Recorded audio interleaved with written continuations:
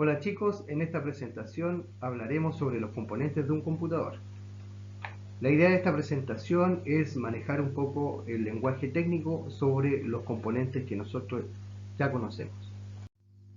Un sistema informático está compuesto básicamente por dos cosas, por componentes físicos y por componentes lógicos. En los componentes físicos tenemos por ejemplo el hardware. El hardware o equipos físicos utilizados en un sistema, como pueden ser computadoras, impresoras, monitores, tablets y cualquier otro aparato utilizado como parte de un sistema informático, ¿ya?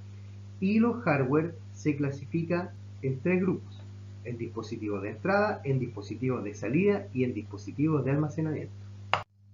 Acá, por ejemplo, tenemos tres ejemplos de dispositivos de entrada. Uno es el teclado.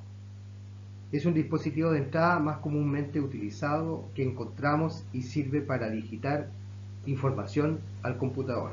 Dispositivo de entrada.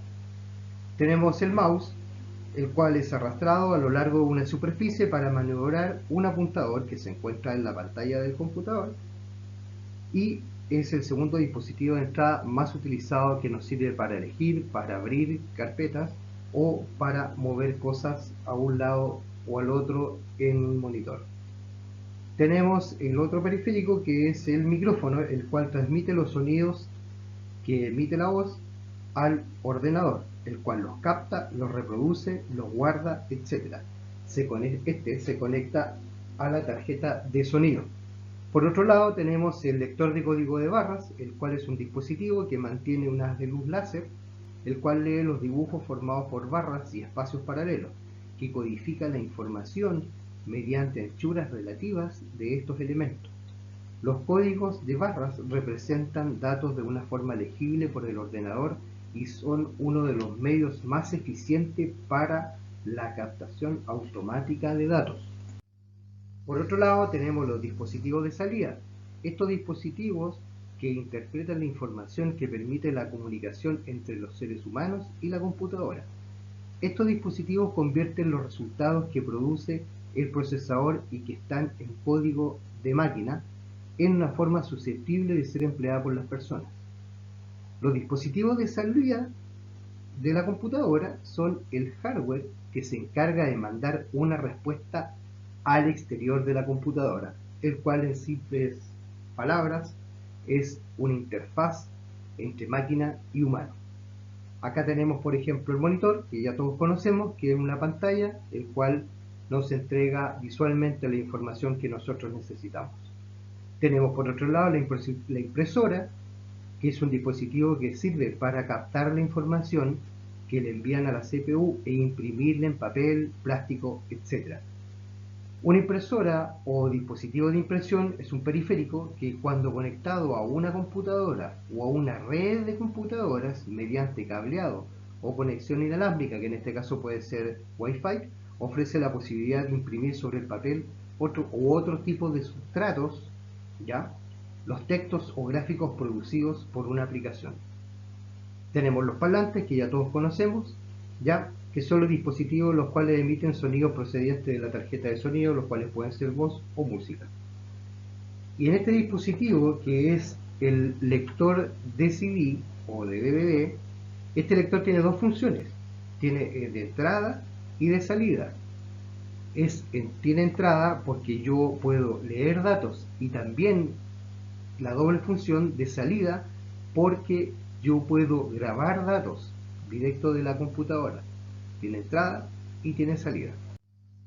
En los dispositivos de almacenamiento, ahora ya pasamos a los dispositivos de almacenamiento.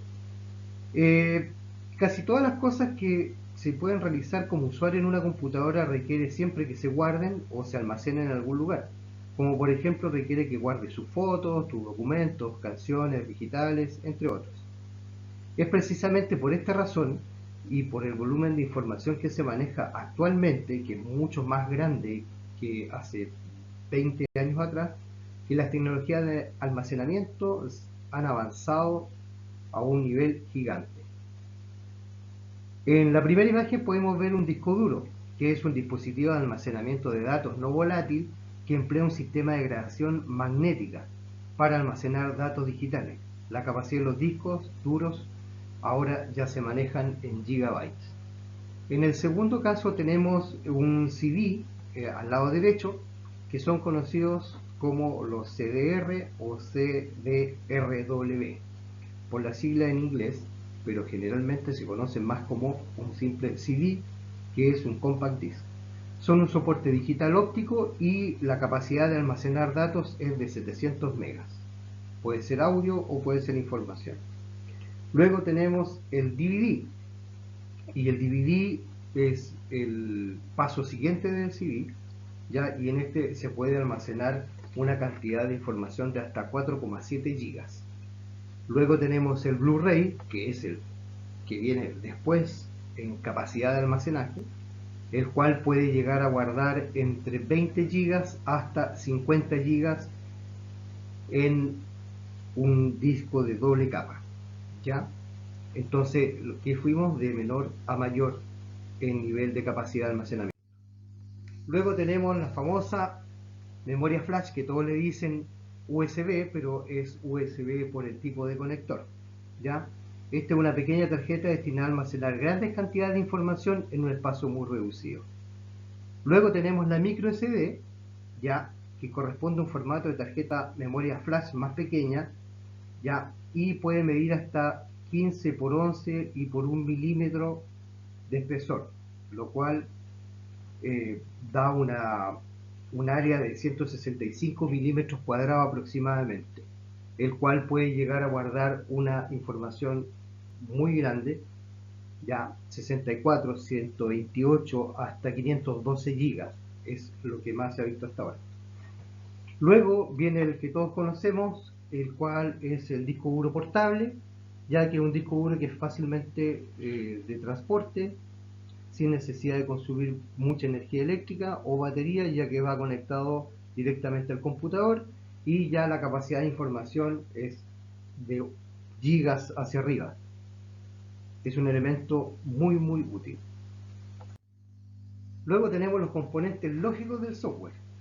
En los componentes lógicos del software se refiere a los programas y los datos almacenados en un ordenador. En otras palabras, son las instrucciones responsables de que el hardware y la máquina realice su tarea.